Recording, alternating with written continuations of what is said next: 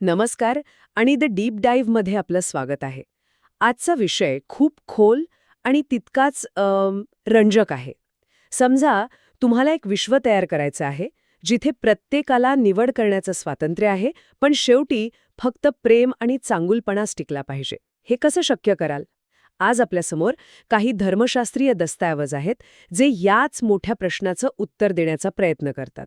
त्यांचा न्यायाचा आणि निवडीचा आराखडा कसा आहे आणि तो आपल्या नेहमीच्या कल्पनांपेक्षा कसा वेगळा आहे, ते आज आपण पाहूया. चला यात सखोलपणे उतरूया.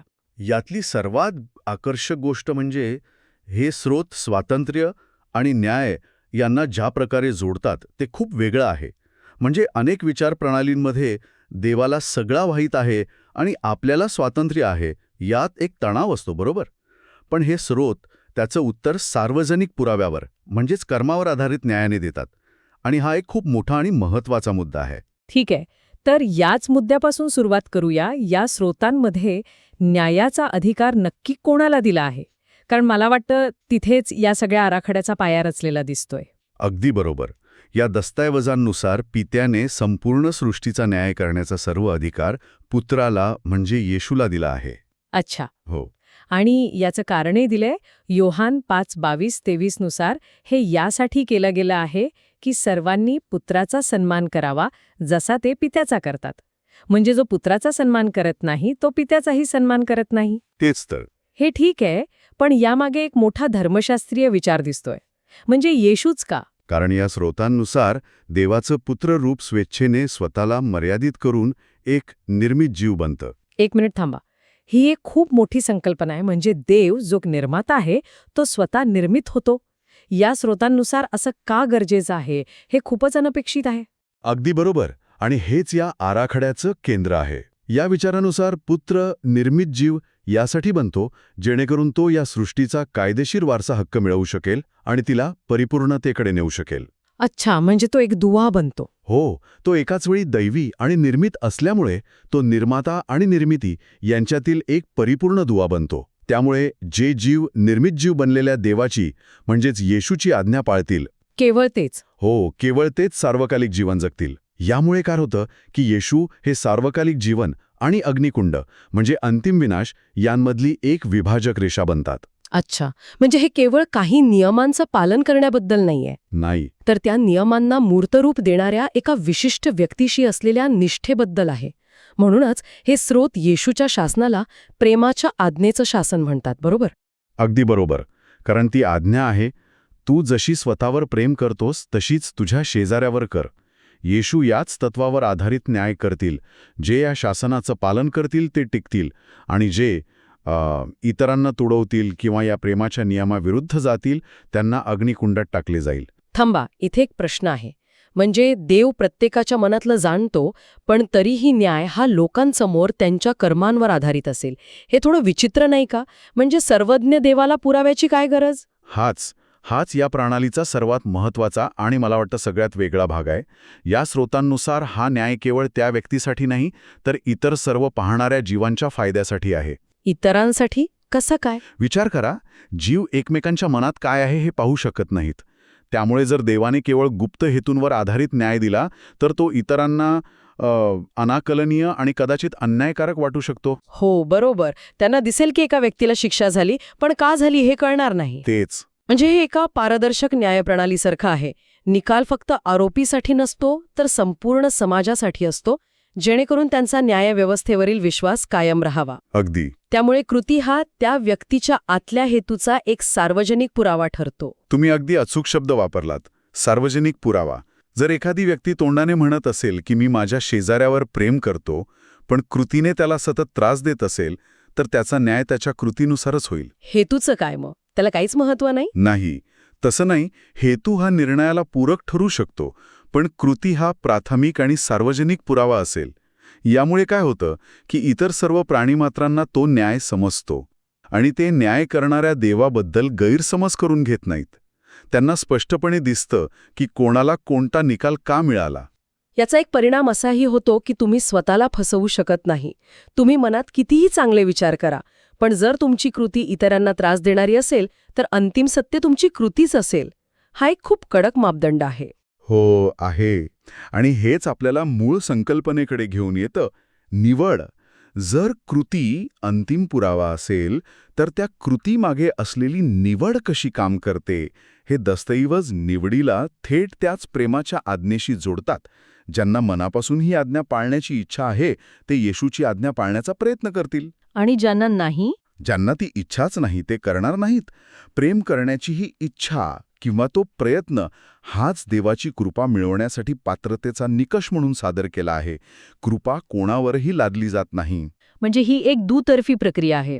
असं नाही की देव ठरवेल आणि कृपा देईल. स्रोत म्हणतात की जे देवाची कृपा नाकारतात, देव त्यांच्यावरती जबरदस्तीने लादत नाही. यासाठीच ते मेंढपाळ आणि त्याच्या आवाजाला ओळखणाऱ्या मेंढ्यांचं उदाहरण देतात, नाही का? हो, अगदी तेच.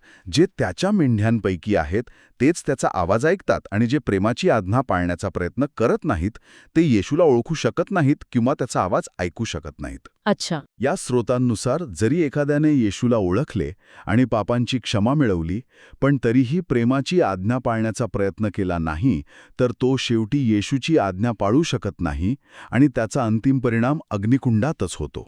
याचा अर्थ प्रेमाची आज्ञा पाळण्याची इच्छा असणं किंवा नसणं हाच निर्णायक घटक ठरतो. देव कोणावरही कृपा लादत नाही. ज्याची इच्छा नाही त्याला देव जबरदस्तीने सार्वकालिक जीवन देत नाही. हा प्रत्येक जीवाचा वैयक्तिक निर्णय आहे. हो, आणि याच निवडीच्या संदर्भात हे स्रोत अजून खोलात जातात, कारण प्रत्येक निवड समान मानली जात नाही. संदर्भ खूप महत्वाचा आहे. हो का? हो, आणि हे स्पष्ट करण्यासाठी त्यांनी काही उदाहरणं दिली आहेत. ठीक आहे. आणि हा भाग मला खूपच आकर्षक वाटतो, कारण इथे आपल्याला निवडीचे वेगवेगळे स्तर दिसतात. या स्रोतांमध्ये 3 भिन्न परिस्थिती मांडल्या आहेत. हेलेल म्हणजे ल्युसिफर, देवदूत आणि आदम. चला, हेलेलपासून सुरुवात करूया. त्याच्या निवडीला प्रखर प्रकाशात केलेली निवड का म्हटले आहे? प्रखर प्रकाश म्हणजे संपूर्ण ज्ञान आणि कोणतीही बाह्य सक्ती किंवा मोह नसलेली परिस्थिती. हेलेलची निवड ही पूर्ण ज्ञानाने, कोणत्याही मोहाशिवाय केली गेली. त्याच्यावर कोणीही दबाव टाकला नव्हता. अच्छा. ती स्वतंत्र इच्छेची एक शुद्ध म्हणजे 100% स्वतःची अभिव्यक्ती होती. म्हणूनच ती अपरिवर्तनीय मानली जाते. कारण ज्याने सर्व काही जाणून बुजून निवडले आहे, तो नंतर आपला विचार बदलण्याची इच्छाच करणार नाही. म्हणजे त्याच्याकडे संपूर्ण माहिती होती आणि कोणताही बाह्य दबाव नव्हता. त्याचा निर्णय पूर्णपणे त्याचा स्वतःचा होता. आता देवदूतांबद्दल काय? त्यांची निवड यापेक्षा वेगळी कशी होती? त्यांच्यावर तर हेलेलच्या मोहाचा प्रभाव होता. बरोबर, हाच त्यांच्यातील सूक्ष्म फरक आहे. देवदूतांची निवडही पूर्ण ज्ञानाने केली गेली, पण ती हेलेलच्या मोहाखाली होती. तरीही त्यांनी प्रखर प्रकाशात निवड केली. म्हणजे त्यांना काय बरोबर आणि काय चूक हे पूर्णपणे माहीत होतं. त्यामुळे जरी त्यांच्यावर मोहाचा प्रभाव होता, तरी त्यांचा निर्णय अंतिम मानला जातो. त्यांनाही पश्चात्तापाची संधी मिळत नाही, कारण पूर्ण ज्ञान असूनही त्यांनी चुकीची निवड केली. आणि मग येतो मानव. आदामाची निवड, जी आपल्या सर्वांच्या स्थितीचं प्रतिनिधित्व करते. याला मंद प्रकाशात केलेली निवड म्हटलं आहे. याचा नेमका अर्थ काय? मंद प्रकाश म्हणजे अनेक मर्यादा. पहिली, ही निवड देवाच्या अपुऱ्या ज्ञानासह केली गेली. आदामाला देवाविषयी मर्यादित माहिती होती. अच्छा. दुसरी, ही निवड सैतानाच्या थेट मोहाच्या अधीन राहून केली गेली. आणि तिसरी, मानव मातीच्या शरीरात राहून निवड करतो, ज्यात स्वतःच्या मर्यादा आणि कमजोरी असतात. या सर्व कारणांमुळे मानवजातीला पश्चात्ताप करण्यासाठी अनेक संधी दिल्या जातात. विशेषतः मशीहाच्या म्हणजे तारणहाराच्या आगमनाद्वारे त्यांना पुन्हा निवड करण्याची संधी मिळते. वा, म्हणजे या धर्मशास्त्रीय प्रणालीमध्ये जबाबदारी ही थेट ज्ञानाशी जोडलेली आहे. जितका जास्त प्रकाश आणि ज्ञान, तितकी मोठी जबाबदारी आणि तितका अंतिम निर्णय. आणि मनुष्याला कमी ज्ञानामुळे आणि अनेक अडचणींमुळे जास्त संधी मिळतात. ही एक प्रकारची दयाळू रचना वाटते. हो, पण स्रोत हेही स्पष्ट करतात की जरी अनेक संधी मिळाल्या, तरी अनेक मानव मशीहाला नाकारतील आणि पापाच्या मार्गावर चालत राहतील. जे स्वेच्छेने आणि वारंवार पापाची निवड करतील, त्यांनाही त्याच देवदूतांप्रमाणे अग्निकुंडात टाकले जाईल. म्हणजे संधीचा अर्थ असा नाही की परिणामांपासून सुटका मिळेल. अजिबात नाही. हे स्पष्ट झालं. तर जे अंतिम चुकीची निवड करतात त्यांचं नेमकं काय होतं? हे ग्रंथ अग्निकुंड आणि दुसरा मृत्यू याबद्दल बोलतात. या प्रतिमा खूप शक्तिशाली आहेत, पण या स्रोतांनुसार याचा अर्थ काय आहे? या स्रोतांनुसार मृत्यूची व्याख्या देवाच्या जीवनापासून विभक्त होणे अशी केली आहे. हा झाला पहिला मृत्यू. पण दुसरा मृत्यू म्हणजे अग्निकुंडात जळून पूर्णपणे नष्ट होणे. नष्ट होणे. हो.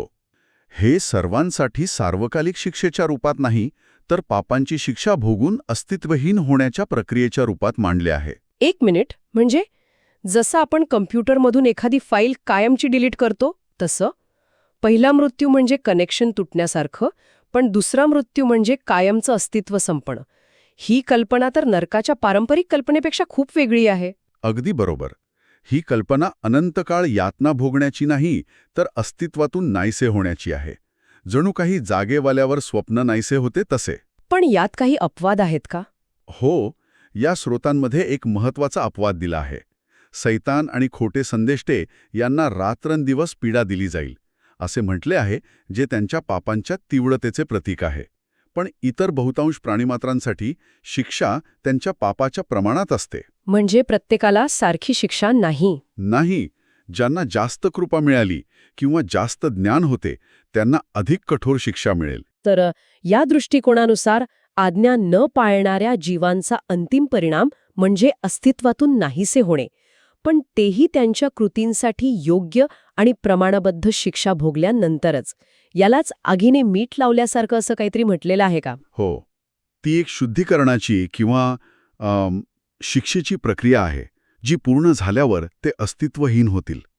म्हणजे प्रत्येकाला त्याच्या कृत्यानुसार योग्य तो मोबदला मिळतो आणि मग गोष्ट संपते. तर मग आपण या सगळ्याचा आढावा घेऊया. आपण एका अशा आराखड्याबद्दल बोललो ज्याची सुरुवात एका मोठ्या समस्येपासून होते. स्वातंत्र्य आणि न्याय यांचा मेळ कसा घालायचा. आणि या स्रोतांनी दिलेलं उत्तर एका केंद्रीय व्यक्तीभोवती म्हणजेच येशूभोवती आणि प्रेमाच्या मूळ तत्वाभोवती फिरतं. बरोबर. आणि या आराखड्याचा अंतिम टप्पा तेव्हा येतो जेव्हा निर्मितीची प्रक्रिया पूर्ण होते. या दस्तावेजांनुसार हे तेव्हाच घडतं जेव्हा फक्त ते जीव शिल्लक राहतात ज्यांनी स्वेच्छेने प्रेमाच्या आज्ञेनुसार जगण्याची निवड केली आहे. आणि जे करत नाहीत, जेही निवड करत नाहीत ते त्यांच्या कृतींची शिक्षा भोगून अस्तित्वातून नाहीसे होतात. आणि मग अखेरीस मृत्यूचाही नाश होतो. मृत्यूचा नाश तो कसा? कारण या विचारानुसार मृत्यूला अस्तित्वात राहण्यासाठी पाप आवश्यक आहे. पाप संपलं की मृत्यूही संपतो. हे खरोखरच एक व्यापक आणि सुसंगत चित्र उभं करतं. आणि हे स्रोत आपल्याला विचार करण्यासाठी एक अंतिम मुद्दा देतात, जो आपण सुरुवातीला चर्चेला होता. ते सांगतात की न्याय हा सार्वजनिक आणि कृतींवर आधारित असेल, जेणेकरून इतर जीवांना तो निर्णय समजेल आणि त्यांचा देवाविषयी कोणताही गैरसमज होणार नाही. यावर विचार करताना माझ्या मनात एक प्रश्न येतोय. विचारा. या चौकटीत न्यायाचे हे सार्वजनिक स्वरूप जितके दोषींच्या शिक्षेसाठी महत्वाचे आहे, तितकेच ते न्यायाधीशाचा म्हणजेच देवाचा निर्दोषत्वाला आणि चारित्र्याला सिद्ध करण्यासाठीही आहे का? हा एक खूपच महत्वाचा आणि सखोल प्रश्न आहे. आणि या स्रोतानुसार त्याचे उत्तर असेच आहे. न्याय फक्त दोषीला शिक्षा देण्यासाठी नाही, तर देवाचं प्रेम आणि न्याय हे दोन्ही कसे बरोबर आहेत हे संपूर्ण सृष्टीसमोर सिद्ध करण्यासाठी आहे, जेणेकरून शेवटी उरलेले सर्वजण पूर्ण विश्वासाने म्हणू शकतील की देवाचे मार्ग खरोखरच योग्य आणि न्यायी आहेत.